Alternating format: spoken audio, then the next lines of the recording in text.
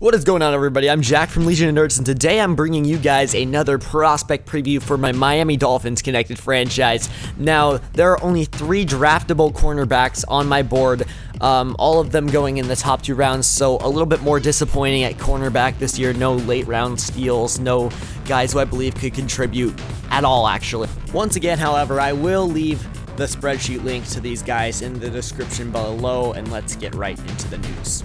Starting off at my number 1 corner on the board, we have Leo Sanders from Oregon, 6'2", 212, 22 years old, so he's a redshirt junior.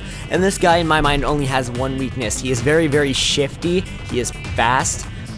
He has enough vertical ability to make plays in this league, and he is also very, very good in both man and zone coverage, as well as he's able to hold his own at the line of scrimmage. But however, his only weakness in my mind is that he benched 12 reps prior to his junior season, and I feel like that would be his weakness, is his strength. Sometimes he gets pushed around, sometimes he's not a huge hitter, and sometimes he can't make tackles very efficiently.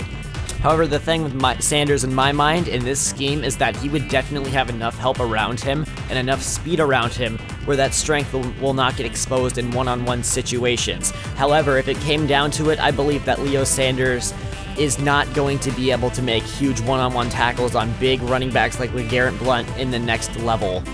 However, he is still the overall, hands down, the most ready corner in this whole entire draft.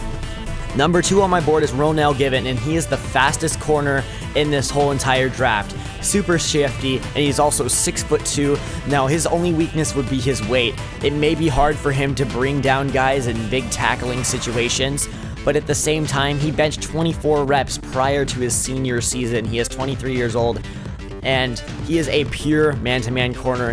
However, zone is definitely not a minus for him, but he is definitely plus in man coverage, and he can also hold his own at the line of scrimmage, making him a projected first-round pick.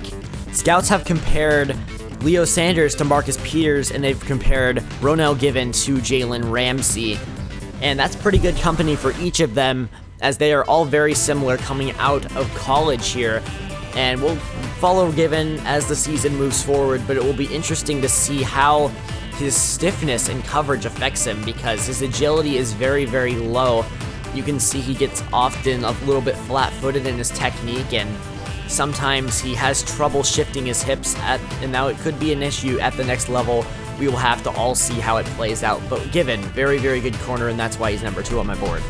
Number 3 on my board is the Bostick from Texas A&M, and he has been compared at many levels to a Byron Maxwell. He is a big hitter, 6'1", 207, and he is very, very good in zone coverage and press. However, his big weakness is man coverage, although it's not good enough to keep up with shifty receivers at the next level. But after watching tape on Bostick, it's pretty apparent that possibly he'd be able to use his man coverage in certain situations so he can hit guys and knock the football free, which is something that Byron Maxwell is pretty good at. He forced quite a few fumbles for the Seattle Seahawks in his time there, and was a pure zone corner and looks exactly like a clone of Bostick. Now, the only issue in my mind with Bostick, besides his man coverage, of course, would be his bench press prior to his junior season. He was complaining that it was because of a actually torn tricep that kept him out for most of his sophomore season, but also along with that, it did seem like he came back a little bit weaker than before, so maybe the injury had a impact there. But overall, I think Bostick is a great corner. I think he can make all the plays. He can hit people like crazy. He's the best big hitter in this draft and runs a 4.45, which is definitely not slow at all.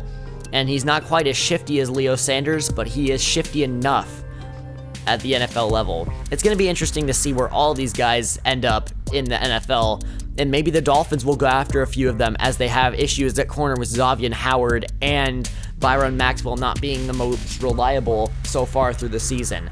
They definitely need some help at corner, and we'll see if they go to these guys, particularly Leo Sanders, who is my personal favorite corner. That's going to do it for this prospect preview, guys. Thank you for watching. Rate, comment, subscribe, and I will see everybody in the next episode.